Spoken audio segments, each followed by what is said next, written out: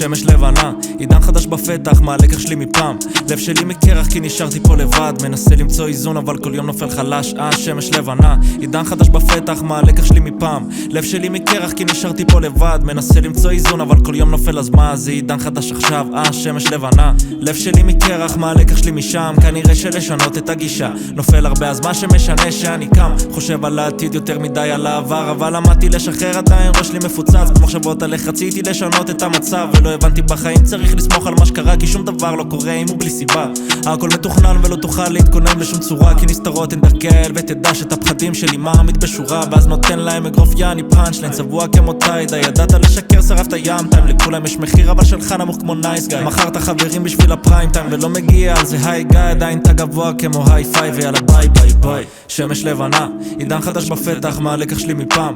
לב שלי מקרח כי נשארתי פה לבד, מנסה למצוא איזון אבל כל יום נופל חלש. שמש לבנה, עידן חדש בפתח, מה הלקח שלי מפעם? לב שלי מקרח כי נשארתי פה לבד, מנסה למצוא איזון אבל כל יום נופל, אז מה?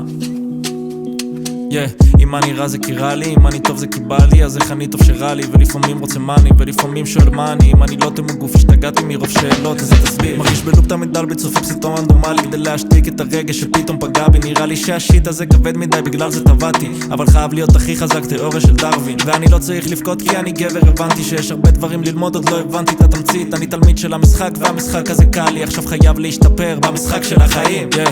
מה זה בכלל גבר? סתם מילה ששמעתי, למה קשה לי להתמיד שזה דבר כה בנאלי, וזה עניין במנטלי. הגענו למצב שהכל פה נגיש ונורמלי, זה כל דבר לא נורמלי.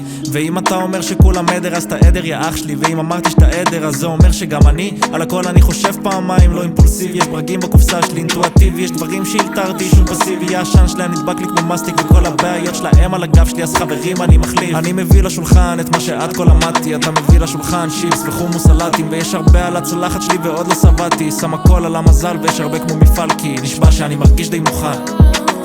כבר לא מופתע להיות חכם בדיעבד, יודע שכל מה שמגיע אליי ברכה, ואם קשה לי כנראה שיש סיבה, מבין לאט בכל פעם מרגיש חדש, אף קרוב לשמש, לפעמים מרגיש כוכב ולפעמים אני נשרף, לומד מטעויות וכל אחת מהן קביעה, כי לא שוכח שיעורים מהעבר, אני לא שוכח שיעורים מהעבר.